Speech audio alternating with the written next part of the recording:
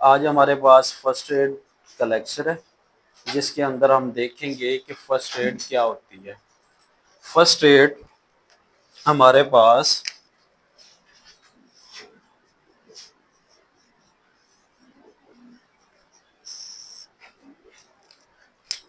First aid हमारे पास एक ऐसा इनिशियल ट्रीटमेंट है जो कि हम इमरजेंसी की सूरत हाल में देते हैं। हमारे पास पेशेंट आया है, सडन उसकी कोई इंजरी हो गई है, सडन उसको कोई इलनेस हो गई है, तो हम फर्स्ट एड तब देंगे।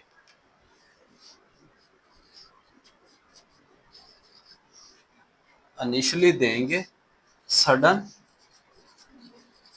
इंजरी में। अब फर्स्ट एड के अंदर अगर हम देखें तो हमारे पास किस तरह का पेशेंट आ सकता है। हमारे पास कोई कट वाला पेशेंट आ सकता है, कोई वुंड वाला पेशेंट आ सकता है, कोई फ्रैक्चर वाला पेशेंट आ सकता है, कोई ब्रेन की इंजरी का पेशेंट आ सकता है।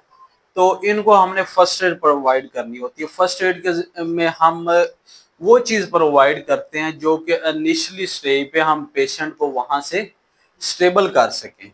उसके बाद हमारे पास कुछ इसके प्रिंसिपल्स हैं।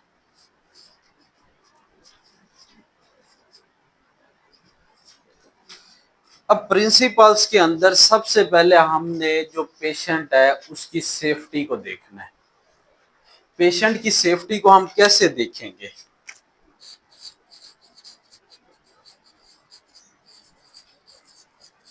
पेशेंट की सेफ्टी में अगर हमारे पास एक पेशेंट आया है, वो गिर चुका है, हमने उसको देखा, हम फर्स्ट एडर हैं, तो हम उसकी सेफ्टी का कैसे ख्याल करेंगे? हमने सबसे पहले तो ये देखना है कि नीचे कोई कचरा वगैरह, कोई डस्ट पार्टिकल या कोई कीचड़ वगैरह तो नहीं है। अगर वहां से होगा तो आपने पेशेंट को वहां से उठाना है। दूसरे नंबर पे अगर हमारे पास कोई रोड एक्सीडेंट का पेशेंट आ जाता है, उसमें हम पेशेंट की सेफ्टी कैसे देखेंगे? उसमें हम पेशेंट की सेफ्टी को देखेंगे कि अगर वो रोड के दरमियान में है तो हमने उसको उठा के साइड पे करना है। अगर हम उसको साइड पे नहीं करते, वो रोड के दरमियान में रहता है, तो उसको कोई दोबारा चीज तो नहीं आगे हिट कर रहे। तीसरे नंबर पे अगर हम बर्निंग देखें तो अगर कोई हमारा पेशेंट है उसको आग लग चुकी है, हमने देख लिया, हम फर्स्ट एडर है, हम उसके पास पहुंच गए, तो हमने उसको वहां से उठाना है जहां पे उसको आग लगी है। अगर उसके कोई कपड़े हैं जिसको आग लगी है, तो आपने उन कपड़ों को वहां से रिमूव करना है। अगर कोई एरिया ऐसा आपका, जैसा कि आप यहाँ पे अगर ले लें कि यहाँ पे कोई आग वगैरह लगती है, राउंड अबाउट को इतनी आग है कि आपने पेशेंट को वहां से उठा के बाहर निकालना है, ये तो होगी पेशेंट सेफ्टी। हमने इसके बाद अपनी सेफ्टी भी करनी है, पर्सनल सेफ्टी।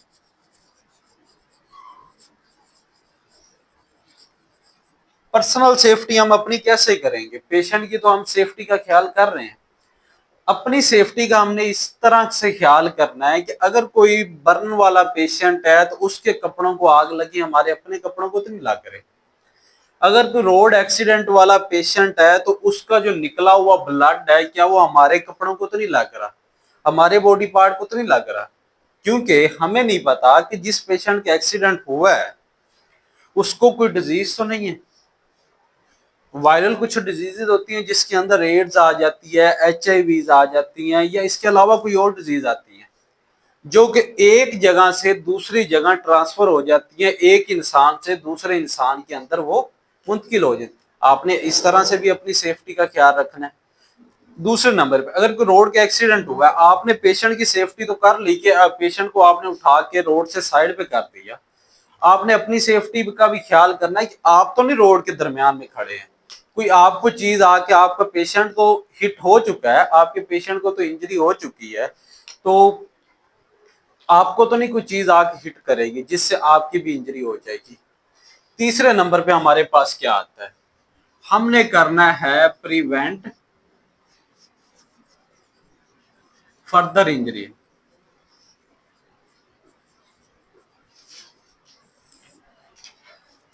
हमने फर्दर इंजरी से पेशेंट को बचाना है। किस तरह से हम बचा सकते हैं फर्दर इंजरी से पेशेंट को? अगर तो उसको कोई चोट लगी है, हमने उसकी सेफ्टी करते हुए हमने उसको केयरफुली, हमने उसको कंफर्ट जोन में हमने साइड पे करना है कि उसको कोई और इंजरी ना हो जाए। और इंजरी मतलब अगर कोई उसका फ्रैक्चर है, तो अगर हम केयरफुली नहीं होंगे, उसका फ्रैक्चर को हम नहीं देखेंगे, हम वैसे ही उसको उठाएंगे, दो लोग उसके बाजू खींच रहे हैं, दो लोग उसकी टांगे खींच रहे हैं, हमें नहीं पता कि उसकी टांग का फ्रैक्चर है, बाजू का फ्रैक्चर है, उसको कोई और इंजरी भी हो सकती है। उसकी एक जो बोन वो पहले फ्रैक्चर हुई है वो आपके बोनी पार्ट से बाहर निकल सकती है, आपके मसल से, आपके स्किन से वो बाहर आ सकती है। उसको हमने इन इंजरी से बचाना है। उसके बाद हमारे पास पेशेंट है, हमने उसकी प्रिजर्व लाइफ, एक पेशेंट है उसका फ्रैक्चर हो गया, उसको आग लग गई है, उसको कोई ब्रेन की इंजरी आ गई है, उसको कोई कट वगैरह लग गया। कुछ पेशेंट्स होते हैं जो अपना ही खून देख के अनकॉन्शियस हो जाते हैं, बेहोश हो जाते हैं। आपने क्या करना है, आपने अपने जो पेशेंट है उसकी लाइफ को आपने प्रिजर्व करना है, उसको आपने बचाना है। किस तरह से आप बचा सकते हैं, आप पेशेंट को वहां पे अगर आपको लग रहा है कि पेशेंट का ब्लड प्रेशर लो हो रहा है, उसके लिए आप उसको कोई चीज इस्तेमाल करवा सकते हैं। आप उसका एयरवे का रास्ता क्लियर करवा सकते हैं, आप उसका ब्रीथिंग का जो पैटर्न है उसको आप क्लियर करवा सकते हैं। उसके बाद हमारे पास क्या आएगा, उसके बाद हमारे पास आएगा कॉल फॉर इमरजेंसी। हमने कॉल करनी है इमरजेंसी में। इमरजेंसी में हम कॉल क्यों करेंगे, आप फर्स्ट एडर हैं, आपके पास वक्ती तौर पे वहां पे बहुत कम चीजें होंगी जो कि आप पेशेंट के ऊपर अप्लाई कर सकते हैं। आपने फर्स्ट एडर को या आपने रेस्क्यू को 1122 को आपने इसलिए कॉल करनी है कि वो आपका जो पेशेंट है उसको वहां से उठाए और किसी भी हॉस्पिटल के अंदर मुंतकिल कर दे। या फिर आपने कॉल फॉर इमरजेंसी में अपने किसी प्रोफेशनल हेल्थ के डॉक्टर को, अपने किसी क्लिनिक को, अपने किसी हॉस्पिटल को आपने टारगेट करना है, जहां पे आपका जो पेशेंट है वहां पे जाके उसको जो भी फर्स्ट एड है या जो उसका फर्दर ट्रीटमेंट है वो आपका हो सके। आपके पास अगर फर्स्ट एड आप कर रहे हैं, आपके पास कुछ चीजें अवेलेबल हैं, कोई मेडिसिन, कोई बैंडेज वगैरह या कुछ भी आपके पास अवेलेबल है, आपने कर दिया है, तो उतने में आपके पास अगर रेस्क्यू आ जाती है, आपने फर्दर आपने पेशेंट को वहां पे लेके नहीं बैठे रहना। आपने उस पेशेंट को इमरजेंसी सूरत हाल में आपने उसको किसी भी हॉस्पिटल के अंदर मुंतकिल करवाना है ताकि उसकी जान को खतरा ना हो, उसकी जान बच सके। उसके बाद हमने, अगर हमारे पास इमरजेंसी हमने कॉल कर दी, तब तक हमारे पास इमरजेंसी नहीं आती, हमारे पास कोई रेस्क्यू नहीं आ रही, हमारे पास कोई गाड़ी नहीं आ रही, हमने उससे पहले फिर हमने क्या क्या चीजें हमने देखनी है। हमने पेशेंट का एयरवे देखना है। हमने देखना है कि आपका पेशेंट का एयरवे क्लियर है या नहीं है, वो प्रॉपर तरीके से सांस ले रहा है या नहीं ले रहा। अगर तो आपको लगता है कि आपका पेशेंट का जो एयरवे है वो आपका क्लियर नहीं है, तो उसमें आप क्या कर सकते हैं, उसमें हम पेशेंट का जो हेड है उसको टिल्ट करेंगे और जो उसकी चिन है उसको हम लिफ्ट करेंगे। जैसे हम लिफ्ट करेंगे, हमारा माउथ या नोज का जो सिस्टम है जिससे हमारी एयर जाती है हमारे लंग्स तक, वो हमारा जो एयरवे का सिस्टम है वो प्रॉपर तरीके से क्लियर हो जाएगा। जब हमने एयरवे का सिस्टम क्लियर कर लिया है, उसके बाद हमने देखना है ब्रीथिंग का सिस्टम। ब्रीथिंग के सिस्टम में हमने देखना है क्या उसको सांस आ रही है नहीं आ रही। अगर उसको सांस नहीं आएगी, उसमें ऑक्सीजन की कमी हो जाएगी, लॉस ऑफ ऑक्सीजन हो जाएगा, तो आपका पेशेंट बेहोश हो जाएगा, अनकॉन्शियस हो जाएगा। आपने उसका जो एयरवे के सिस्टम के बाद आपने जो ब्रीथिंग का सिस्टम को कैसे चेक करना है, या तो आप अगर आपके पास कोई फीमेल्स है तो आप उसको प्राइवेसी में, अगर कोई आपके पास मेल है तो आपने उसकी भी प्राइवेसी का ख्याल करते हो, आपने उसके कपड़े रिमूव करते हैं। आपने उसकी स्टर्नम को आपने देखना है या आपने उसके पेट को देखना है कि क्या वो अप एंड डाउन हो रहा है या नहीं हो रहा। अगर आपको इस तरह से नहीं पता चल रहा तो आपने उसकी चेस्ट के ऊपर या उसके पेट के ऊपर आपने अपना हाथ रखना है, आपने प्लेस करना है। आपको उसका हाथ जो है वो अप एंड डाउन होता हुआ नजर आएगा। अगर तो नहीं आ रहा तो नेक्स्ट आपने क्या करना है, आपने उसके ऊपर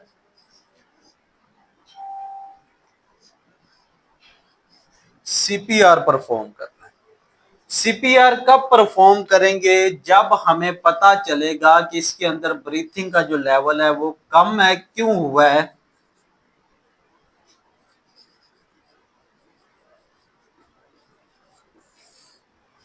सर्कुलेशन के लॉस होने की वजह से। जब हमारी बॉडी के अंदर ब्लड की जो सर्कुलेशन है वो लॉस हो जाएगी, हमें प्रॉपर तरीके से हमारी बॉडी को जो ब्लड है वो नहीं पहुंचेगा, तो हमारे जो ऑर्गन्स है वो डिस्टर्ब हो जाएंगे। जब आपके ऑर्गन डिस्टर्ब होंगे तो आप अनकॉन्शियस होना स्टार्ट हो जाएंगे। जब हम अनकॉन्शियस होना स्टार्ट होंगे तो हमने उसमें ब्लड की जो सर्कुलेशन है उसको कैसे इनहांस करना है, हमने पेशेंट के ऊपर सीपीआर अप्लाई करना है। सीपीआर अप्लाई करने से क्या होगा, सीपीआर अप्लाई करने से जो हमारा पेशेंट है वो आहिस्ता आहिस्ता आहिस्ता आहिस्ता कॉन्शियसनेस की तरफ आना शुरू हो जाएगा, होश में आना शुरू हो जाएगा। उसका बेसिकली सीपीआर का मेन पर्पस क्या है कि हमने जो हमारी बॉडी के अंदर जो ब्लड की लॉस हुई थी, जो हमारा ब्लड लॉस हुआ था, जो ब्लड की सर्कुलेशन पुअर हुई थी, उसको हमने रिच करना है। उसको हमने दोबारा अपनी बॉडी के एक एक ऑर्गन तक उसको पहुंचाना है। ठीक है, ये थे हमारे पास सिस्टम। कुछ टेक्निक्स हम जो यूज करते हैं, जो हम इमरजेंसी के अंदर या हमारे फर्स्ट एड के अंदर यूज होती हैं, उसके अंदर हमारे पास ये तीन चीजें हमारे पास यूज होती हैं। ए से हमारे पास एयरवे, बी से हमारे पास ब्रीथिंग है, और सी से हमारे पास सर्कुलेशन है।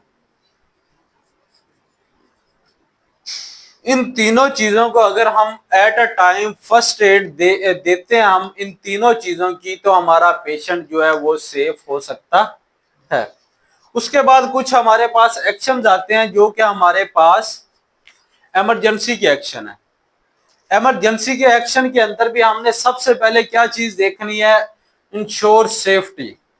उसके अंदर आपकी अपनी सेफ्टी भी आनी चाहिए, उसके अंदर आपके पेशेंट की सेफ्टी भी आनी चाहिए। दूसरे नंबर पे हमने क्या देखना है, दूसरे नंबर पे हमने देखना है कॉल फॉर इमरजेंसी। हमने पेशेंट की सेफ्टी को देख लिया, हमने इमरजेंसी पे कॉल कर देनी है, हमारे पास रेस्क्यू पहुंच जाएगी। रेस्क्यू के आने से पहले पहले हमने पेशेंट का जो एयरवे है, जो हमारी ब्रीथिंग है, जो हमारी सर्कुलेशन है, उसको हमने क्लियर करना है। जो सबसे मेन चीज इसमें आती है, हमने क्या उसमें कंट्रोल करना है। अगर हमारे पेशेंट का रोड एक्सीडेंट हो गया है, उस पेशेंट के अंदर ब्लीडिंग होना स्टार्ट हो जाएगी। हमने अपनी ये एयरवे ब्रीथिंग और सर्कुलेशन को क्लियर करने के बाद हमने अपना जो पेशेंट है उसकी ब्लीडिंग को कंट्रोल करना है। अगर हम ब्लीडिंग को कंट्रोल नहीं करते, पेशेंट के अंदर जो ब्लीडिंग होना स्टार्ट होती है, अगर हम देखें तो कुछ पेशेंट्स के अंदर ओपन वोन्स बन जाते हैं, कुछ पेशेंट के अंदर क्लोज वोंड बनते हैं। ओपन वोंड के अंदर क्या होता है, हमारा जो मसल मैस है, जो हमारी बोन्स हैं, या तो हमारी स्किन से बाहर आ जाएंगी या फिर हमें कोई ओपन इंजरी हो जाएगी, जिसकी वजह से हमें कुछ स्टिचेस वगैरह लगाने पड़ जाते हैं। क्लोज वुंड के अंदर क्या होगा, हमें इंजरी अंदर की हो जाएगी, उसके अंदर हमारा जो ब्लड की सर्कुलेशन है, जो हमारा ब्लड है, वो हमारे मसल्स के अंदर ही अंदर बहना शुरू हो जाएगा। जैसा कि फॉर एग्जांपल हमारे पास शॉक होता है ना, स्ट्रोक स्ट्रोक में क्या होता है, हमारे पास दो तरह की टाइप्स आती हैं, एक इस्कीमिक आती है, दूसरा हेमरेज आती है। इस्कीमिक में क्या होता है, इस्कीमिक के अंदर हमारी जो ब्लड की जो आर्टरीज हैं उनके अंदर क्लोटिंग होना शुरू हो जाती है, आपकी ब्लड की सर्कुलेशन रुकी, आपकी एक साइड पूरी पैरालाइज। दूसरे नंबर पे आपके पास हेमरेज होता है।